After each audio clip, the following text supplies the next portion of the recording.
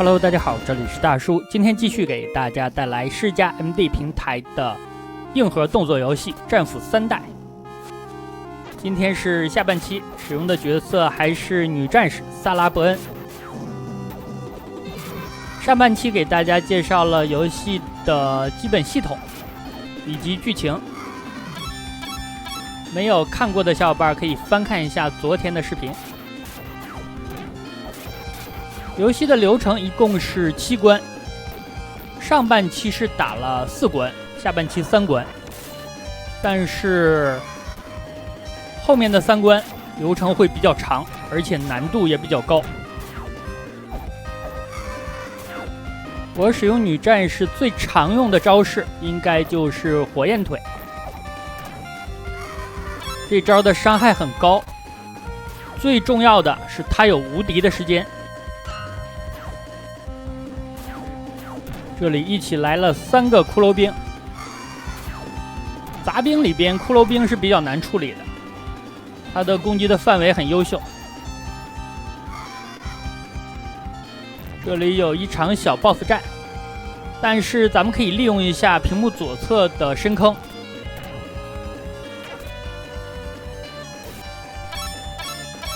很快就可以把这2个精英怪解决掉。昨天有小伙伴留言说是女战士的攻击范围手短，但其实这是一个错觉，因为这款游戏女战士的平 A 攻击范围的判定要大于它的贴图。我经常录制视频的时候跟大家提到，实际的攻击判定和贴图的范围的区别。其实这种细节如果利用得好，那你会发现游戏的难度会下降很多。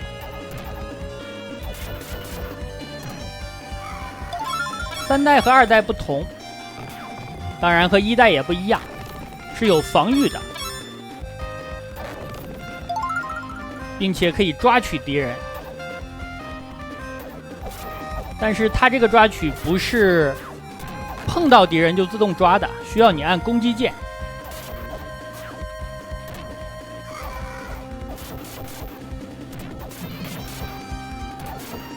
这个场景实际上是有分支的，咱们可以选择上山，或者是继续向右走。我现在捡到的这只骑乘兽，它的攻击范围比较短，但是很特别，因为它的攻击是抓取。骷髅兵毕竟是带着盾，但是抓取的话是无法防御的。抓的时候有一个原则，就是要掌握好提前量，让敌人从 Y 轴向你接近，然后咱们提前抓取。不提前的话很容易被 A 到，咱们宁愿失误没有抓住敌人，也不要被打。下边还有一个人质，我人质已经救出4个了，再救1个就讲命了。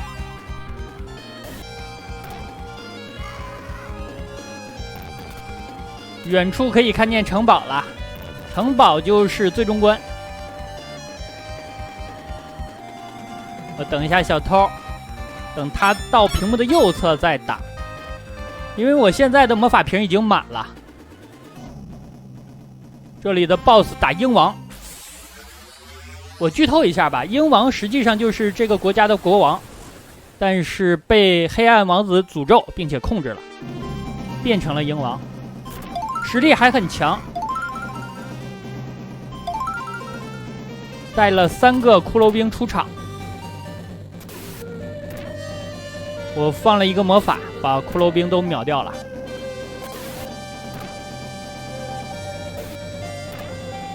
战斧3有一个比较经典的改版，叫做融合版，里边可以使用几个新的人物，其中就包括鹰王。鹰王的平 A 不太强，但有一个优点，就是它的跑动速度特别快，因为它是使用翅膀进行辅助冲刺的，所以它的跑动攻击的范围特别广。这里我把魔法瓶捡满了，这个盗贼跑了呀，反而被我抢到了3个魔法瓶。他们几个其实应该带着绳子，把女战士控制住，然后就可以把她的装备拿走了。卸甲，这里打的精英怪实际上是第1关的 BOSS， 到后面的关卡都变成小兵了。这里毕竟已经是游戏的倒数第2关。抓取攻击从视觉效果上来看，攻击的点不错，但是人家是穿着铠甲的呀。这如果是穿着轻甲的怪，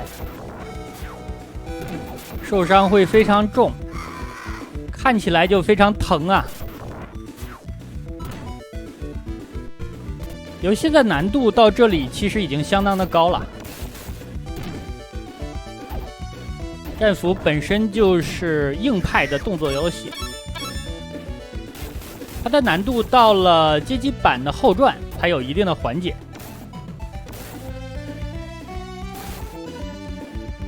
打出2个回血的道具，一起来了2条龙，但是这个龙真的是不大好用。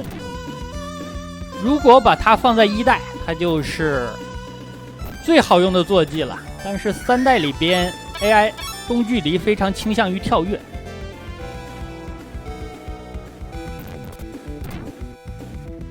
所以从地面前进的火焰实用性就大打折扣了。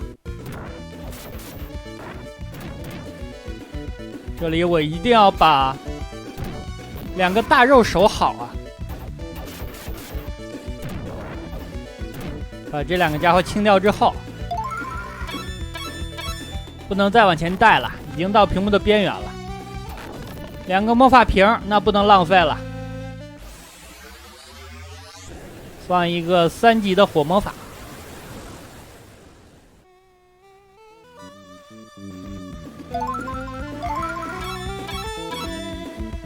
2个魔法瓶就可以放2级的了，但是要4个才能放3级的。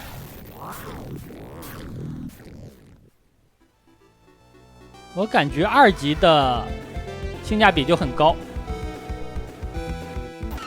这里给了2个装甲骑士，他们2个已经中了1记魔法了。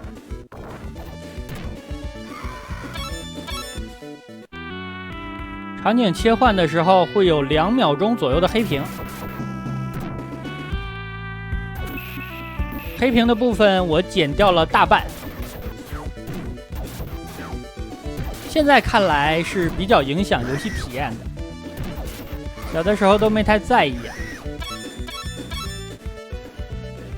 我现在已经没有魔法了，连续的对付这种装甲骑士。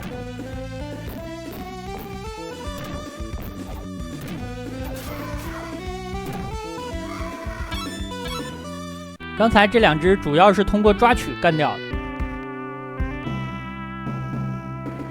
这里有悬崖可以利用，但是对面人比较多，利用不好的话非常容易自己被打下去。我感觉为了清理3个小兵，不至于冒这种风险。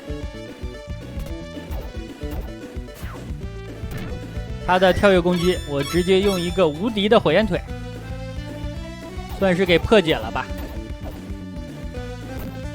这2个 BOSS 利用一下悬崖还是可以的，打的话要打半天。我的跑动攻击都被他防住了。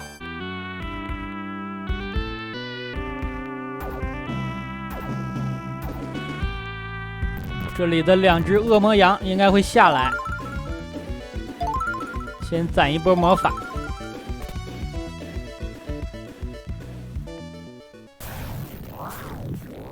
2级的魔法，满的。上期也说了，跳跃的火弹，有小伙伴说可以简称为跳火，这个和我的看法不一样，我感觉可以简称为火弹。或者月弹都可以。这里守门的是2个骷髅兵，这里的档次就下降了好多呀。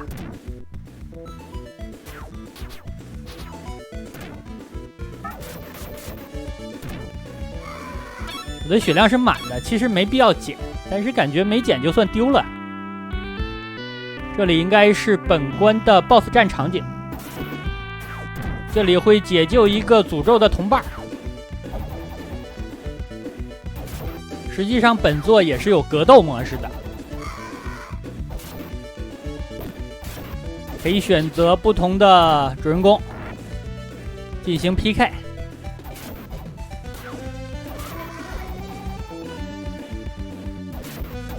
清完这个小兵 ，BOSS 出场，打兽人莱特。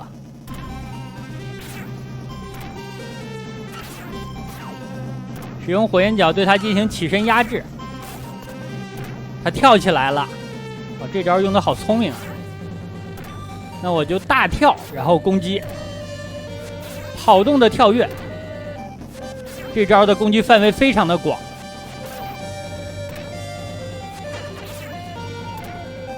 我感觉他的血量应该是不多了，打完了。黑暗王子的诅咒被解除了，同伴也恢复了正常。这里咱们要先打一下鹰王，这次呢咱们手头就没有七成兽了，但是打的方式也差不多，只不过窜线之后攻击方式从七成兽变成了火焰踢。火焰踢的输出还是不错的，我这里用错招了，因为女战士的技能有3个需要斩和跳一起按，所以经常误出。国王刚恢复了正常就被雷劈了，进入到了城堡的内部。这里打的 BOSS 就是黑暗王子了。城堡里边的难度是游戏当中最高的了，包括最终 BOSS 战的部分。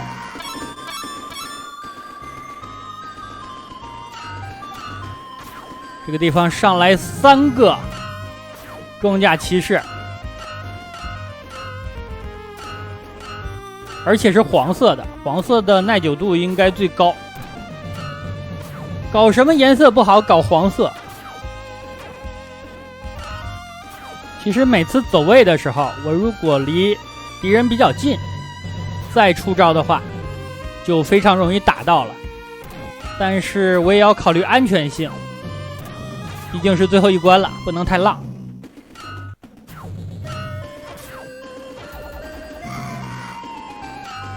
敌人出招之后，我就要利用火焰踢的无敌时间了，安全性比较低。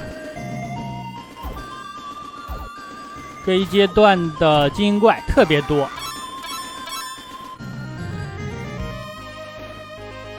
给了2个回血的道具，我争取把它们都放在屏幕靠右的一侧。又来了2个巨人，巨人咱们可以先利用平 A 到之后，再使用火焰踢，这样输出稍微高一点。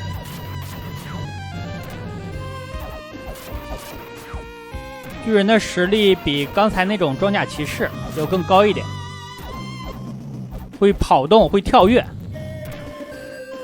挨打了一下，真疼啊！好在有回血的道具兜底儿，集中火力干掉了1只，给了我2下，血量已经到了1/4左右了。这3个小兵是绿的，怎么绿了呀？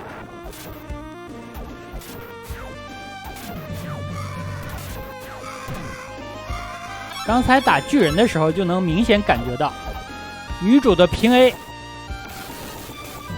范围比看起来要广得多。女主捡瓶子，我感觉总像是坐进去的，不像是用手捡的。她的手只是在撑地呀。刚才一起做了6个瓶子。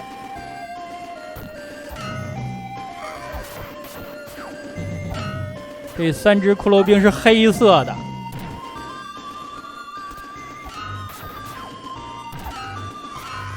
白色的应该是最初级的。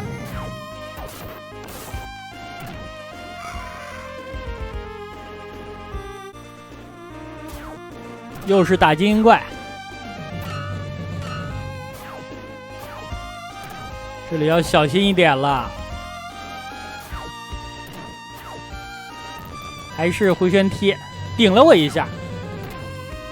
这幸亏是羊头人，如果是被牛头人伤害了，那伤口可不好愈合呀，没准会留下一辈子的心理阴影。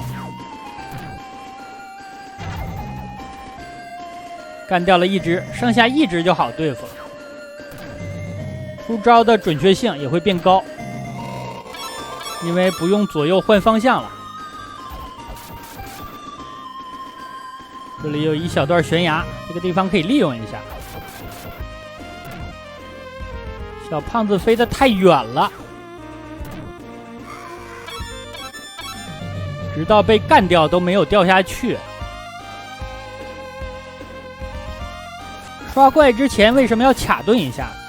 这款游戏不只是刷怪或者刷 BOSS 的时候，咱们使用魔法之后也会卡顿半天。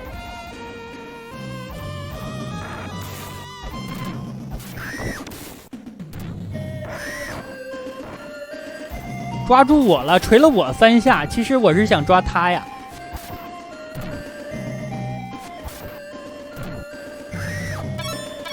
进入城堡之后这一段我打的已经非常谨慎了，但是血量还是掉了大概1/3。这一记魔法赏给他们3个了。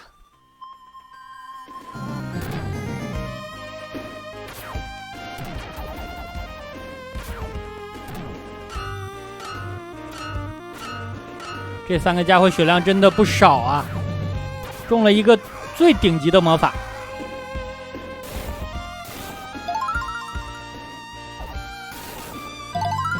血量回满了，魔法攒到了一个2级。虽然我更喜欢3级啊，但是前边应该没有补给了。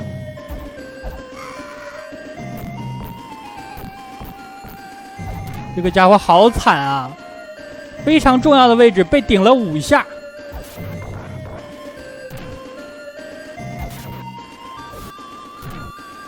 这就是最终 BOSS 战的场景了，看起来背景还是一个多层的。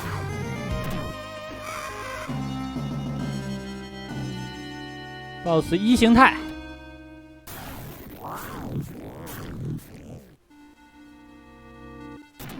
，1形态它是带着精英怪出场的，所以我把魔法在这儿放了。打这个 BOSS 不能离得太近，近的话会被抓到。咱们就利用平 A 极限的距离对它进行控制。现阶段被打还可以，毕竟 BOSS 的攻击力不高，而且有小兵在旁边威胁咱们的走位。但是一会儿 BOSS 的2形态最好就不要被打了呀，这里救出了公主。我觉得这个 BOSS 还是比较实在的，他把国王变成了鹰，但是公主还是一个人形的形态，而且把公主关在了自己的房间，所以说有可能咱们已经来晚了。但是我用的是女战士啊，来晚就来晚了吧。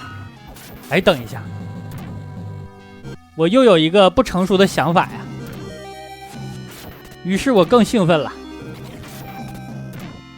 BOSS 这里我就使用跳跃攻击了。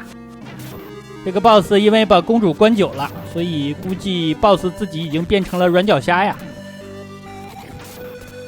打最终 BOSS 还有一个方式，就是防御之后用平 A 2段，然后再 A 2段，原理有一点像快打旋风的左右摆拳。